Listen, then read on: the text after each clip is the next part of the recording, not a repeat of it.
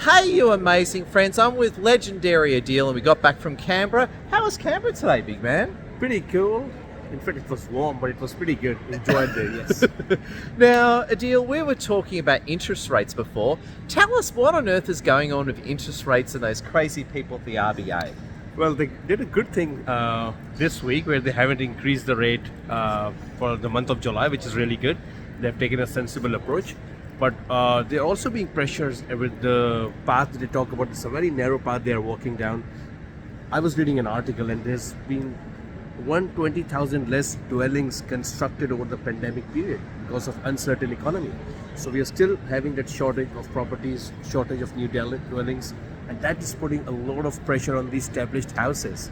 And what we are seeing is the more affordable side of housing, which is from like 500K up to $1 million houses, the demand is going up for that.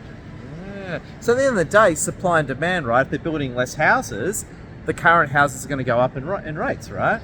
That's exactly true, and they're also adding around 2% of population every year from this point onwards. Well, they've been doing it for the last year because of all the migration coming in. So add 2% of population growth roughly, and then less housing, and then high cost of building new houses, uncertain economy over the pandemic has all led to this scenario where the demand is still very high, and we are seeing the house prices are still very resilient, even though the interest rates are going up, but the house prices are not dipping down, and that's the main reason for that.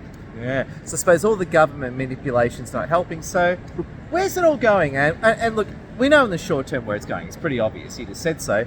But where do you think it's going in the next 1, 2, 3, 4 or 5 or 6 years? A bit longer. What do you think, Adil? It's still pretty good. I mean, the housing market is not bleak, I would say. It's a pretty good, resilient market in Australia. And the more important thing for people is to understand what their plans are. If they have been looking to buy something, they should not just put it on hold because the interest rates are going up. That is just one factor out of a lot of many micro economic factors. So I suggest anyone who's looking to buy something in property space, go back to the drawing board, try and understand what you're trying to buy, what will it achieve for you and for your family in the short term and the long term, and then try to work within your budget. If your budget previously was $1 million and now it has gone down to $600,000 because that is what you can afford, then try and buy a good quality asset within your budget, because that is something which will not last for 600K for too long.